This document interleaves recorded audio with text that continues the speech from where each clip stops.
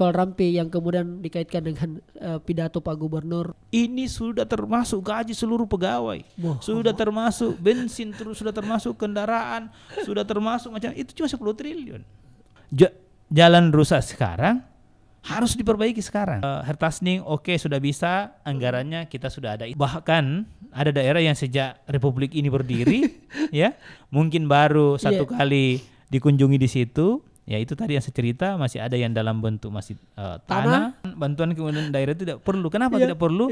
Bagaimana kita membantu daerah sementara kewenangan provinsi saja masih amburadul? Saatnya bilang kamu kelas. Alright, nice people, kembali lagi di Kamu Kelas Podcast bersama saya Rizal Jamal. Harusnya orang ini datang jauh-jauh sebelumnya, tetapi memang ada momentum yang pas saya kira, dan momen Idul Fitri ini harus saya manfaatkan, yang sebenarnya banyak sekali di request oleh beberapa teman-teman di media sosial. Beliau merupakan salah satu pejuang ya aspirasi masyarakat, akomodatornya anak muda lah. Dari kemarin kota naik level ke provinsi. Nggak tahu nanti kalau 2024 lagi apakah ke RI atau bagaimana. Tapi kita tidak bahas itu, saya mau bahas berbagai macam masalah yang ada di Sulawesi Selatan karena dia terus yang punya tupoksi ini. Langsung saja, inilah dia Kak Rahman Pina. Assalamualaikum Kak. Waalaikumsalam warahmatullahi wabarakatuh. Kamu kelas. Kamu kelas, luar biasa. Sehat Kak ya? Alhamdulillah sehat. Tadi saya lihat agenda luar biasa, cukup padat Kak ya. Sudah menjadi tugas. Sudah menjadi tugas. Tugas partai, tugas DPR dan tugas lain-lainnya.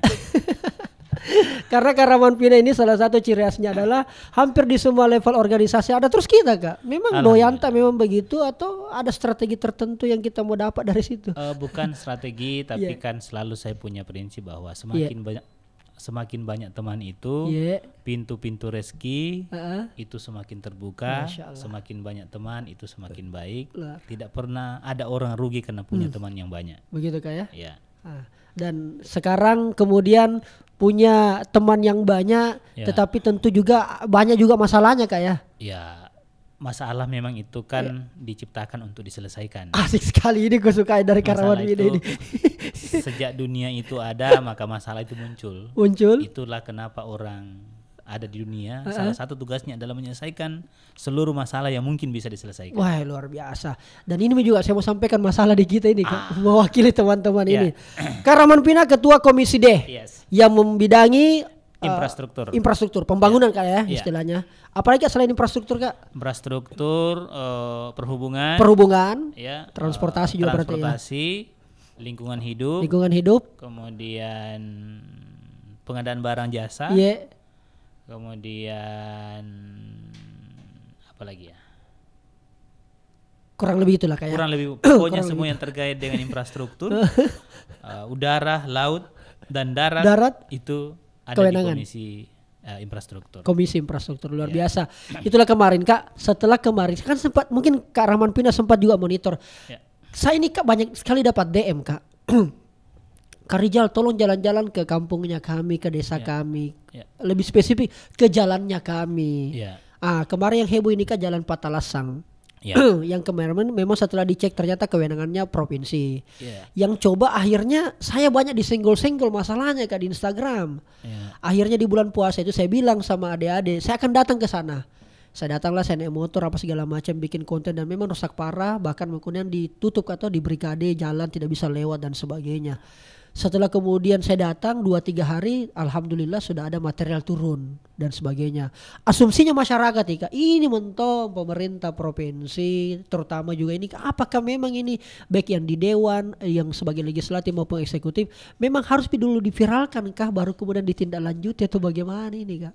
Sampai-sampai setelah kemudian saya bikin itu Kak, konten itu Kak, akhirnya saya di-listkan oleh netizen, tabe Kak, list jalan rusak di Provinsi Sulawesi Selatan.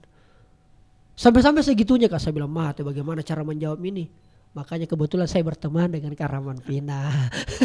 Itu gimana sih sebenarnya Kak Tabe? Iya, jadi Kak Rizal ini salah satu anak muda idola saya. Amin. Inspirasinya sangat luar biasa dan selalu membawa informasi yang valid.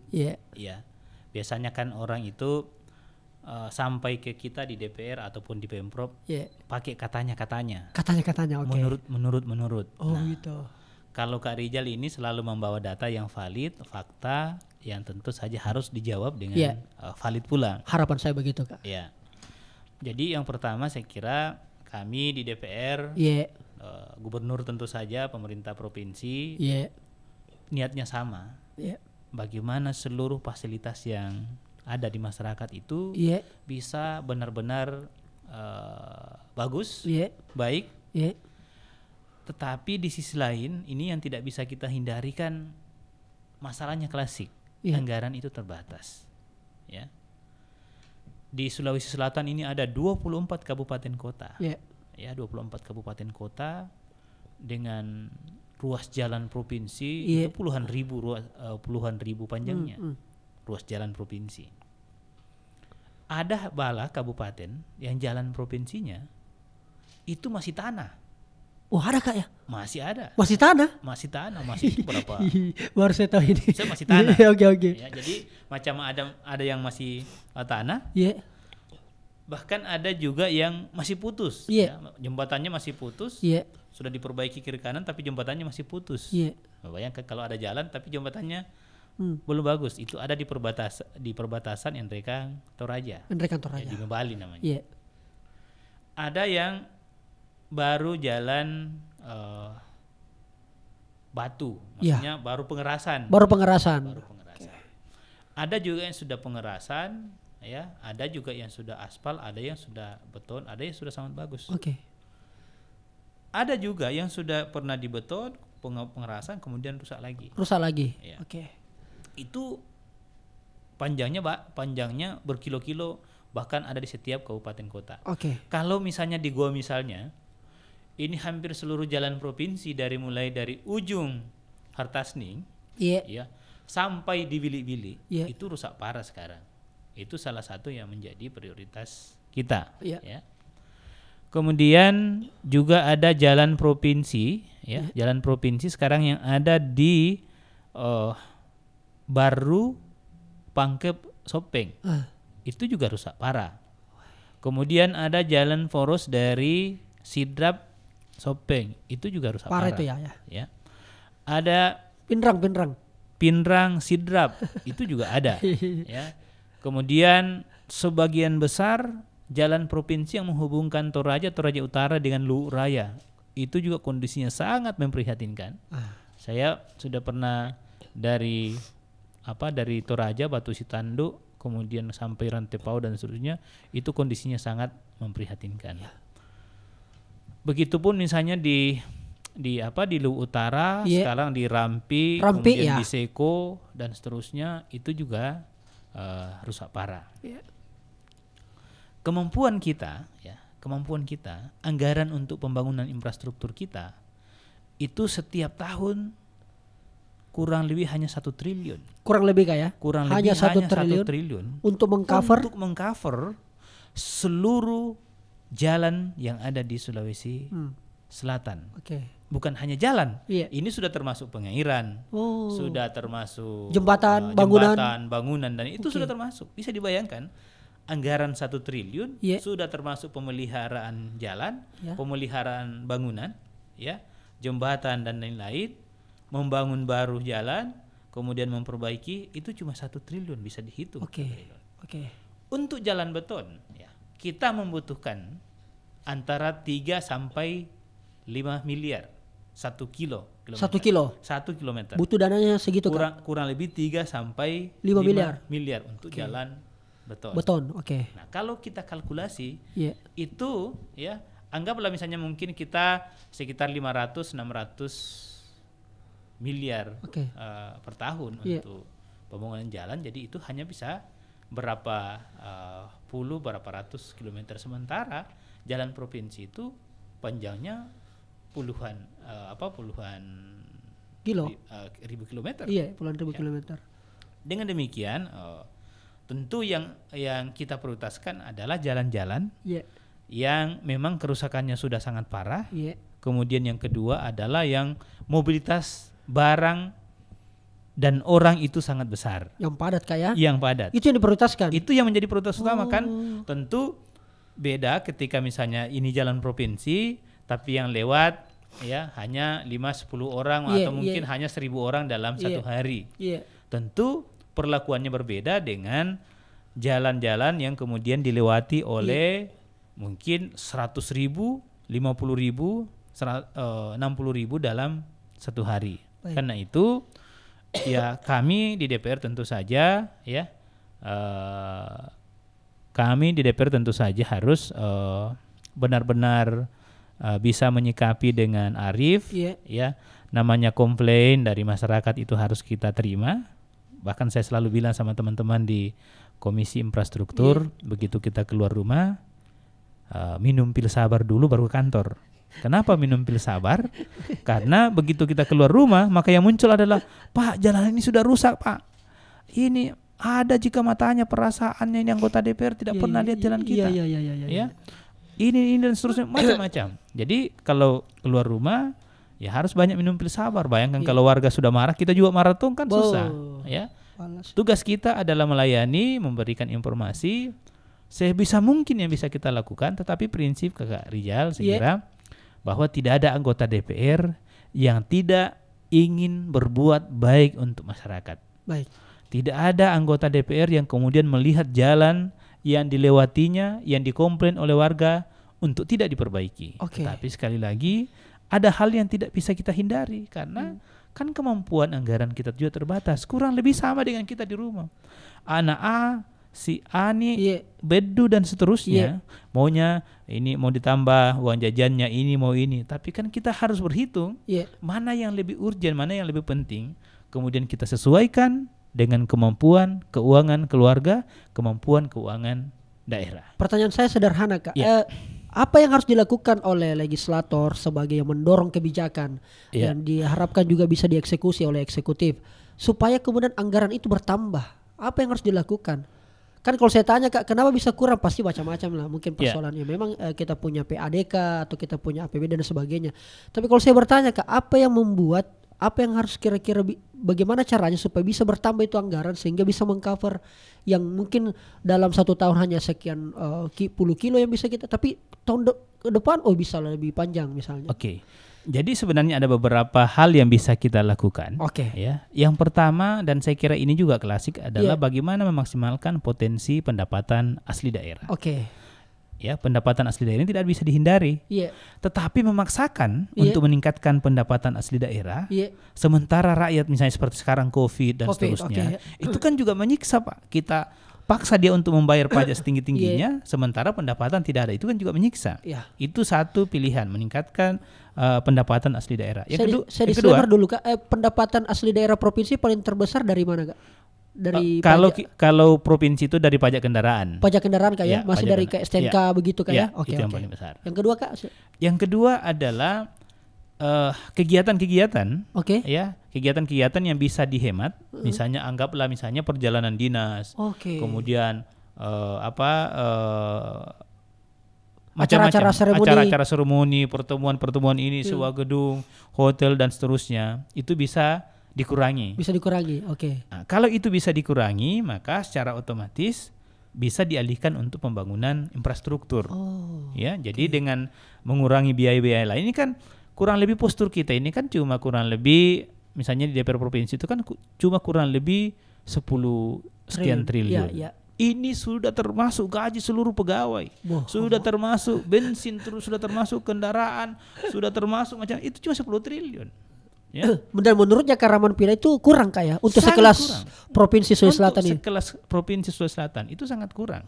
Coba misalnya bandingkan misalnya dengan Makassar, dengan luas wilayah, luas wilayah seperti Makassar itu APBD-nya kurang lebih 3 sampai 4 triliun hanya untuk Makassar. Kota Makassar. Sementara Sulsel ini kan 24 kabupaten kota yang ada jalan-jalan provinsinya, ya. Nah, yang ketiga adalah bagaimana bisa bersinergi dengan dengan bupati wali kota sehingga jalan-jalan yang beririsan dengan provinsi misalnya, jalan-jalan beririsan dengan provinsi, katakanlah misalnya supaya tidak terlalu besar anggaran untuk jalan provinsi, misalnya kita mau perbaiki ini. Kalau beririsan dengan kota kan misalnya drainasenya bisa dikerjakan oleh kabupaten dan kota. Ya, jadi bebannya tidak terlalu besar di provinsi. Jadi bisa kita bersinergi dengan kabupaten kota, karena ini bisa dikerjakan oleh kota, maka bisa dikerjakan oleh kota. Bisa dibayangkan kalau kita provinsi kerja drainasenya, kerja lagi jalannya, kan biayanya terlalu besar. Itu yang ketiga. Yang keempat adalah bagaimana bisa bekerja sama dengan pemerintah pusat, pemerintah pusat. Tentu lewat DPR RI, saya kira teman-teman anggota DPR RI dari Sulawesi Selatan ini sangat bagus, luar biasa perannya untuk bisa membantu. Kan ada untuk pembangunan jalan-jalan yang bisa dibiayai oleh pusat, ya.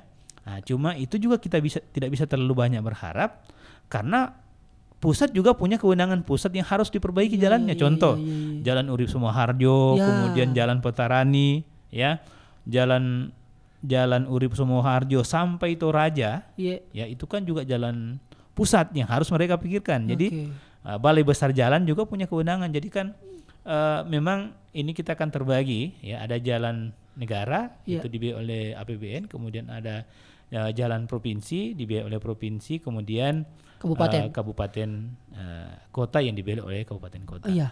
Kalau saya bertanya Kak, bisakah ditambah ini dengan, kalau saya merasa selalu begini Kak, ini kayaknya karena karena legislator dan mungkin eksekutor ini dalam ini Pak Gubernur dengan seluruh perangkatnya kurang kreatif untuk bisa mencari berbagai macam sumber untuk bisa menutupi ini. Benarkah statementku itu Kak, atau benarkah kecurigaan saya itu Kak? Ya, jadi saya kira ada benarnya, ada benarnya supaya kita dituntut untuk terus bagaimana berkreasi, gitu maksud saya, berkreasi, menambah pendapatan. Nah, yang bisa mungkin kita lakukan adalah kalau misalnya bagaimana misalnya melibatkan swasta, misalnya lewat CSR ini, tapi kan tidak besar-besar, tidak besar-besar amat. Dan sekali lagi tidak ada pilihan lain untuk kita agar seluruh kebutuhan masyarakat ini bisa meningkat adalah bagaimana ekonomi bisa bergerak. Karena hanya dengan ekonomi bisa bergerak, kemudian mereka bisa bayar pajak, mereka bisa beli mobil, mereka bisa beli ini, kemudian pajaknya besar, pendapatan asli daerah besar. Kalau ekonomi stuck, kalau ekonomi malah turun misalnya, maka secara otomatis itu pendapatan juga kita akan berkurang. Nah, dengan demikian tentu kebutuhan masyarakat itu tidak bisa semua kita penuhi. Kalau begitu Kak, apa yang harus dilakukan oleh masyarakat Kak ketika kemudian melihat jalannya seperti itu terbengkalai? Apakah kita juga harus minum pil sabar atau bagaimana Kak? Ya, jadi kan begini. Seluruh kebutuhan akan fasilitas umum, semua akan kita potret, ya. Semua akan kita potret. Cuma pakai skala prioritas. Ya, tentu dengan skala prioritas. Kenapa diprioritaskan? Itu tadi saya bilang. Tidak mungkin bisa kita kerjakan dalam waktu bersamaan dengan anggaran seperti ini. Tetapi sekali lagi saya tidak ingin mengatakan bahwa kita ini kan selalu di pemerintah itu kan kesannya selalu mencari alasan pembenaran, alasan klasik, padahal itu mestinya dikerjakan. Yang kedua, yang kadang masyarakat juga tidak tahu bahwa proses pembahasan di DPR itu hanya 2 kali. APBD perubahan dan APBD pokok. Biasanya warga itu kan misalnya apalagi ini infrastruktur. Jalan rusak sekarang harus diperbaiki sekarang. Ya kan? Harus diperbaiki sekarang. Sekarang pokoknya kalau tidak. Nah, sementara kita pembahasan anggaran hanya 1 kali dalam 1 tahun. 2 kali dengan APBD perubahan. Nah, itu yang kadang misalkan contoh misalnya seperti Patalasang kemarin. Patalasang itu walaupun sudah ada anggarannya, ya, tapi kan ada proses administrasi, ada proses tender. Warga tidak mau. Pokoknya Pak, kalau selama tidak turun material. Karena kalau masyarakat sudah mulai pakai pokoknya, lebih baik kita diam dulu sampai cara jalan. Pokoknya kalau tidak dikerja sekarang kita tutup. Nah, di sisi lain kan tidak bisa penunjukan. Kalau misalnya anggaplah misalnya dengan kewenangannya gubernur tunjuk sekarang kerja, itu juga bisa ditangkap gubernurnya. Menyalahi aturan masyarakat karena harus ditender terbuka yang bisa diikuti oleh semua orang. Nah, sementara masyarakat maunya pokoknya kalau tidak dikerja sekarang, kalau tidak dikerja sekarang, saya tanam pohon pisang, saya tanam tutup macam-macam. Kak, saya tahu sekali kita pasti termasuk orang yang tidak pernah diam handphone, pasti selalu sibuk. Berbagai macam mungkin masukan kritik juga dan sebagainya. Apa sih yang biasa paling paling kita ingat sekali dan tidak bisa kita lupa masukan atau kritikannya warga yang melalui WA, mungkin melalui DM Instagram, Facebook. Apa yang paling biasa kata-katanya yang disampaikan ke kita sebagai legislator? Iya, saya kira kalau anggota DPR, ya kalau anggota DPR saya kira semua terbiasa dengan keluhan, terbiasa dengan pengaduan. Saya alhamdulillah sejak jadi anggota DPR sejak tahun 2009 itu baru 1 kali berganti nomor handphone. Sehingga semua orang yang pernah berhubungan dengan saya saya yakin tidak kesulitan untuk menghubungi saya. Kenapa saya ganti handphone? Karena pada saat yang bersamaan handphone dan nomornya hilang. Handphone dan nomor hilang sehingga saya ganti dan itu tidak pernah lagi berubah. Betul. Saya kira kalau anggota DPR, saya yakin kurang lebih sama semua. Ya, mulai dari urusan pribadi dari warga macam-macam. Ada yang pernah memaki-maki, Kak? Oh, itu bukan memaki-maki lagi, hampir setiap saat. Ya. Mengancam. Kalau ancaman fisik saya kira tidak, tetapi ancaman bahwa ini saya rugi memilih anggota DPR macam-macam itu sering. Ya. Ini percuma kita pilih anggota DPR tapi setelah terpilih dia lupa kita. Itu selalu. Kak. Bagaimana caranya seorang Rahman Pina merespon begitu, Kak? Ya. Dibaca saja, di-read doang? Kita baca, kemudian kalau misalnya apa yang disampaikan itu bisa kita kerja, kita sampaikan. Kalau tidak bisa, kita sampaikan tidak bisa. Begitu, Kak, kita juga tidak bisa memberikan harapan karena begitu kita kasih harapan ternyata tidak seperti yang diharapkan, malah bisa blunder. Jadi kita sampaikan saja yang realistis. Ini bisa, tapi caranya begini. Ini misalnya Hertasning sudah bisa, anggarannya kita sudah ada. Itu kan memang ada. Ya. Nah, kapan dikerja? Ya tentu kan bukan lagi DPR yang punya gawean, kapan ditender, kapan selesai itu menjadi ranahnya eksekutif. Tugas kami di DPR adalah menyiapkan anggarannya. Ya, kami tidak bisa misalnya ikut campur. Ini kau lelang besok, ini kau lelang lusa, ini yang kau kasih menangkat, tidak bisa. Yang tugas kami di DPR adalah memastikan bahwa anggaran yang disiapkan ini benar-benar bisa dieksekusi, bisa lebih cepat, ya, dan apa yang dikerjakan itu sesuai dengan rencana kita. Jangan misalnya anggaran yang kita siapkan itu misalnya 10 miliar, ternyata dalam proses pengerjaannya karena mau banyak untungnya, ya ternyata realisasinya cuma 6 miliar, 7 miliar dan seterusnya. Kita tentu berharap itulah gunanya kemudian DPR masih ada fungsi pengawasan. Setelah fungsi budgeting ada, maka diikuti dengan fungsi pengawasan bahwa anggaran yang kita siapkan seperti ini kualitasnya juga sama yang kita harapkan. Kak, ini saya tidak tahu, Kak, ini mungkin dapurnya DPR atau sebagai anggota dewan. Ini kan banyak, Kak, anggota dewan, Kak. Ada kurang lebih 85 orang di skala provinsi, Kak, ya. Di Komisi D berapa orang, Kak? 18. Ada 18 orang yang tentunya berbagai macam kepentingan, berbagai macam dapil dan sebagainya. Tentu motongki juga perjuangkan dapil tak apa segala macam. Adakah kadang-kadang yang saling, maksud saya saling senggol menyenggol, saling sikut menyikut, Kak, persoalan itu? Daerahku dulu, dapilku dong, saya samina anak ketawa. Atau merasa, jangan sampai ada hal-hal seperti itu, Kak. Karena komisi ini termasuk komisi berat saya rasa. Jadi itu tidak bisa dipungkiri manusiawi. Pasti ada, Kak, ya? Pasti ada kepentingan yang ada di dalamnya. Ya. Kita masuk masjid saja, ya ada kepentingannya orang berlomba masuk di saf pertama. Begitupun misalnya di DPR, ya dalam pembahasan apapun pasti ada subjektivitas. Pasti ada. Tidak bisa dihilangkan. Bahwa ada unsur subjektivitas untuk kepentingan dapil, untuk kepentingan apapun pasti ada. Konstituen, Tetapi kami di DPR di Komisi D khususnya selalu mengedepankan bahwa ada hal objektivitas yang harus dipahami bersama. Ya, makanya kita buat rambu-rambunya. Mana jalan yang harus menjadi prioritas ketika semua 18 anggota DPR ini punya masalah jalan di dapilnya masing-masing. Kan aspirasinya tahu, konstituen. Ini aspirasinya tahu. Karena begitu mereka pulang, apa jinya anggota DPR tidak ada yang apa semua ini. Ini pantas ini macam-macam. Dalam posisi itulah kemudian kami selalu mengedepankan bahwa ada namanya prioritas objektivitas. Maka dibuatlah rambu-rambunya, contoh yang tadi saya sebutkan tadi. Mana jalan yang menjadi prioritas utama? Mana jalan yang menjadi prioritas kedua? Prioritas utama adalah yang pertama adalah yang begitu banyak orang yang akan lewat di situ. Iya, iya. Itu dulu. Mobilitasnya Kak ya. Karena kan tidak mungkin sama kebijakannya pada jalan provinsi yang dilewati banyak orang dengan yang sedikit. Yang kedua, daerah-daerah yang memang belum pernah atau sangat kurang mendapat perhatian.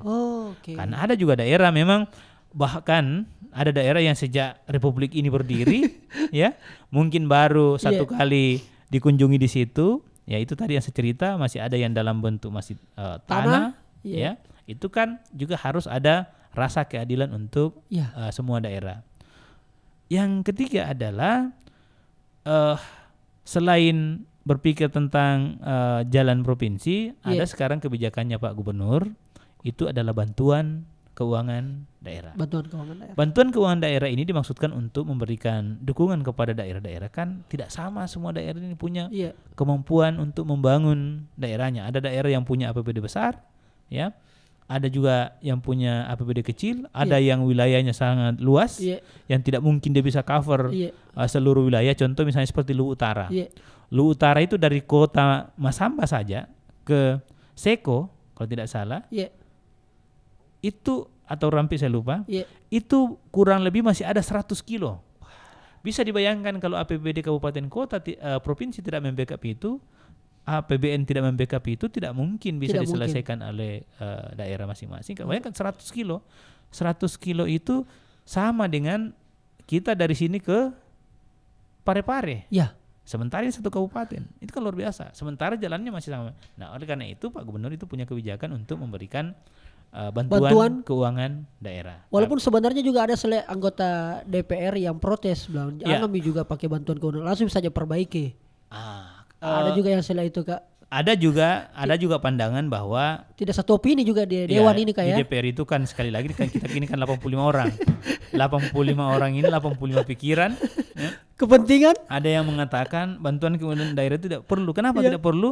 Bagaimana kita membantu daerah sementara kewenangan provinsi saja masih amburadul. Betul. Jalan-jalan provinsi belum bagus. Nah, itu juga ya harus kita pahami bahwa itu juga desakan dia melihat kondisi kayak ini sekarang. Bayangkan misalnya dulu jalan-jalan provinsi yang sangat bagus, kemudian sekarang menjadi jelek. Ada jalan-jalan provinsi yang dulu jalan kabupaten jelek, kemudian sekarang lebih bagus dibanding jalan provinsi. Kemudian provinsi kemudian mengambil kebijakan untuk menyiapkan bantuan keuangan daerah.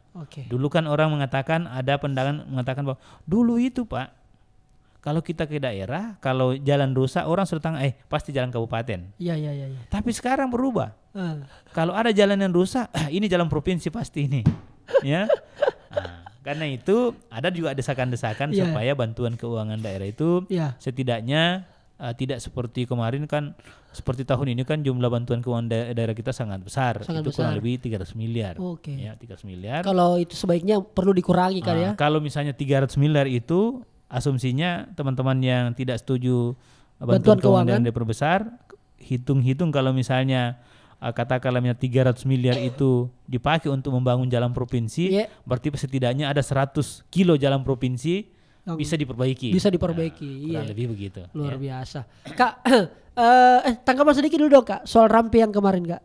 Soal Rampi yang kemudian dikaitkan dengan pidato Pak Gubernur yang kemudian akhirnya juga menjadi berita nasional, yang dianggap bahwa itu hanya sekedar guyon dan sebagainya. Tanggapannya Kak? Jadi kalau saya sebenarnya kalau kita lihat kronologisnya, Pak Gubernur sampaikan pada saat itu bahwa ini kan kita tidak dengar langsung ini. Iya. Kita dengar video saja nih. Disampaikan dalam bentuk candaan, ya. Bagi orang yang mendengar di situ, mereka pasti tahu bahwa ini candaan. Karena mereka lihat itu kan kalau orang bicara kita juga bisa perhatikan mimiknya, gerakan tubuhnya. Pak Gubernur pada saat menyampaikan itu dalam suasana santai, inginnya bercanda itu untuk di depan publik yang ada di situ.